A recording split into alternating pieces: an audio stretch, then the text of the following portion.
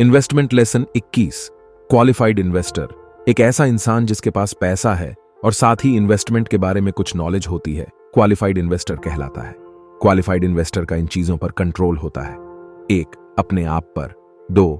Income, expenses, asset और liability पर। 3.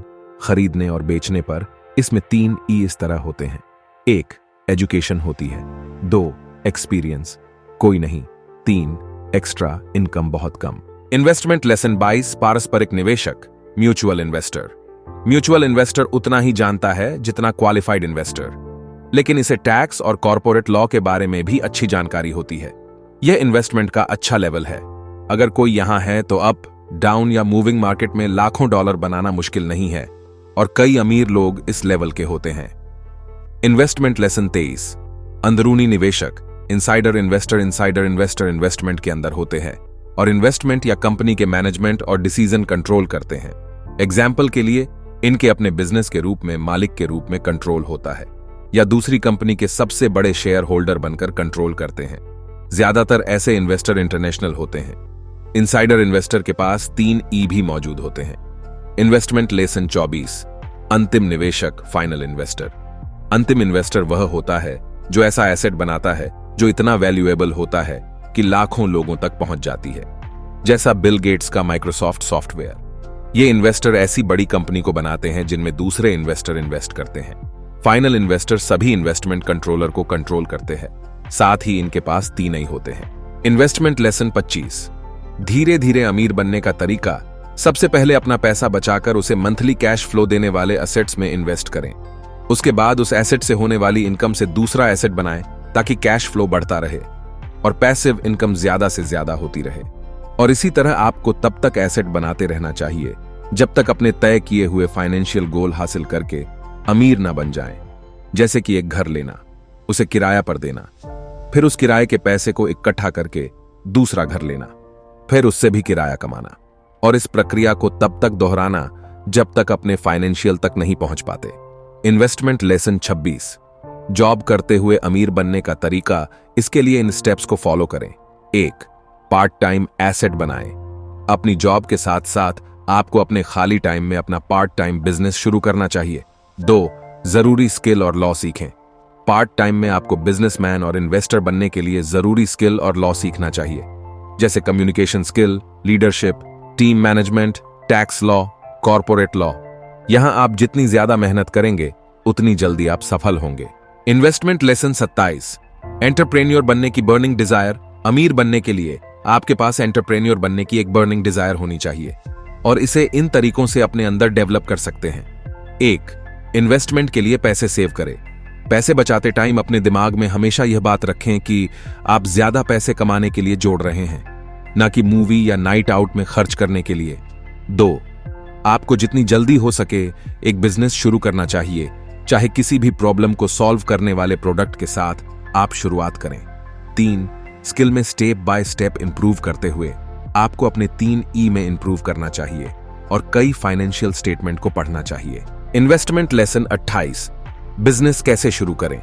Basically business शुरू करने के 3 कारण होते हैं। 1. ज्यादा कैश फ्लो कमाने के लिए। इसके लिए आप कोई बिजनेस बिल्ड करके या कोई प्रॉपर्टी रेंट पर देकर उससे मंथली कैश फ्लो कमा सकते हैं। 2. इसे बेचने के लिए। इसके लिए आप बिजनेस बिल्ड करके उसे बेच दें ताकि उससे मिले पैसों से आप ज्यादा कैश फ्लो देने वाले एसेट में इन्वेस्ट कर सकें। 3. बिजनेस बनाएं और इसे पब्लिक करें। इसके लिए आप एक सोशल प्रॉब्लम सॉल्व करने वाली कंपनी बनाएं। उसके लिए आईपीओ इशू करें ताकि जब कोई आपकी कंपनी के शेयर खरीदे तो आपकी इनकम जनरेट हो सके। तो बिजनेस शुरू करने से पहले आपको इनमें से अपना रीजन चुनना होगा और उसके अकॉर्डिंग हाई प्लानिंग करनी होगी। Investment lesson 29। नकदी प्रवाह प्रबंधन, cash flow management.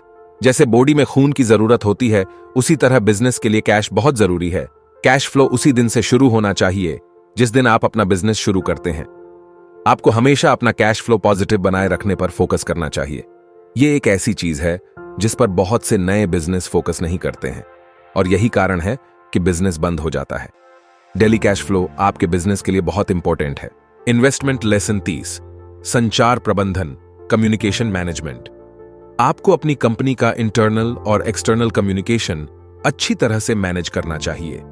External communication में ये सब शामिल होते हैं: बिक्री, सेल्स, वितरण, डिस्ट्रीब्यूशन, ग्राहक सेवा, कस्टमर सर्विस, निवेशक संबंध, इन्वेस्टर रिलेशनशिप, सार्वजनिक संबंध, पब्लिक रिलेशनशिप, और इंटरनल कम्युनिकेशन में ये शामिल हैं: अपनी पूरी टीम के साथ सक्सेस और फेलियर को शेयर करना, एम्प्लॉय के साथ रेगुलर मीटिंग, एडवाइजर के साथ regular communication, human resource policies. Investment lesson 31, system management आपको एक ऑटोमेटिक और हर पर्सन की स्पेसिफिक जिम्मेदारियों को क्लियरली डिफाइन करने वाला सिस्टम बनाना चाहिए। आपके सिस्टम में यह शामिल होना चाहिए: daily office operation system, product development system, manufacturing and inventory system, order processing system, billing और accounts receivable system, customer service system, accounts payable system, marketing system, human resource system, general accounting system, general corporate system, physical location management system. Investment lesson 32, कानूनी प्रबंधन आपको अपने जरूरी legal documents बनाने चाहिए, क्योंकि ये डॉक्यूमेंट्स आपको इंटेलेक्चुअल प्रॉपर्टी के लिए स्पेसिफिक सिक्योरिटी और ऑनरशिप प्रोवाइड करेंगे। इस तरह की सिक्योरिटी के बिना आप सब कुछ खोने का रिस्क उठा सकते हैं। एक बार जब आप अपने इंटरेस्ट को सिक्योर कर लेते हैं, तो आप इसे दूसरों को लाइसेंस या फ्रेंचाइजी के रूप में बेच सकते हैं। इससे आपको रॉयल्टी इनकम कमाने का मौका मिलेगा। कुछ फील्ड में आपको अपने लॉ पर्सन से डिस्कशन करके मदद लेनी चाहिए, जैसे corporate, consumer law, intellectual property law, share holder law वगैरह। इन्वेस्टमेंट लेसन 33, उत्पाद प्रबंधन कंपनी का प्रोडक्ट जिसे फाइनली बायर खरीदता है, बाय ट्रायंगल का सबसे आखिरी फैक्टर है। यह सबसे जरूरी हिस्सों में से एक है। इसकी वजह से ही कैश फ्लो आता है और कंपनी चलती है। इसीलिए अपने प्रोडक्ट को हमेशा कस्टमर ओरिएंटेड बनाते रहे। इसी के साथ बाय ट्रायंगल में एक आपका बिजनेस सिस्टम जो प्रोडक्ट को बनाकर कस्टमर तक पहुंचाता है और प्रॉफिट कमाता है, उसे ठीक से चलाने की भी जरूरत है। जैसे हो सकता है कि हम में से बहुत से लोग मैकडॉनल्ड से अच्छा बर्गर बना लें, लेकिन शायद कुछ लोग ही उससे अच्छा सिस्टम बना पाएंगे। निष्कर्ष, Rich Dad Guide to Investing Robert Kiyosaki द्वारा लिखी गई किताब में इन्वेस्टमेंट पर वैल्यूएबल एडवाइस और अप्रोच प्रदान करता है, जो आपके फाइनेंशियल फ्यूचर को नया आकार दे सकता है। असेट्स और लायबिलिटी देनदारियों के बीच अंतर को समझकर, फाइनेंशियल विजडम डेवलप करके और स्ट्रैटेजिक अप्रोच अपनाकर आप अपनी फाइनेंशियल डेस्टिनी को कंट्रोल कर सकते हैं। याद रखें, इन्वेस्टमेंट केवल पैसे के बारे में नहीं है।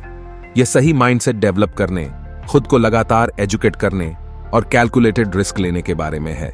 इस गाइड से प्राप्त नॉलेज से लैस अब आप फाइनेंशियल फ्रीडम की दिशा में अपनी जर्नी शुरू करने के लिए तैयार हैं। समझदारी से इन्वेस्टमेंट शुरू करें और अपने धन को अपने काम आने दें। आपको कामयाबी मिले। उम्मीद करता हूं आपको यह वीडियो पसंद आई होगी। इस तरह के और भी मोटिवेशनल वीडियो इस चैनल पर अपलोडेड हैं, आप जाकर उन्हें देख सकते हैं। वीडियो पसंद आई हो तो चैनल को सब्सक्राइब करना और वीडियो को लाइक करना ना भूले। मिलते हैं अगले वीडियो में, तब तक के लिए अलविदा।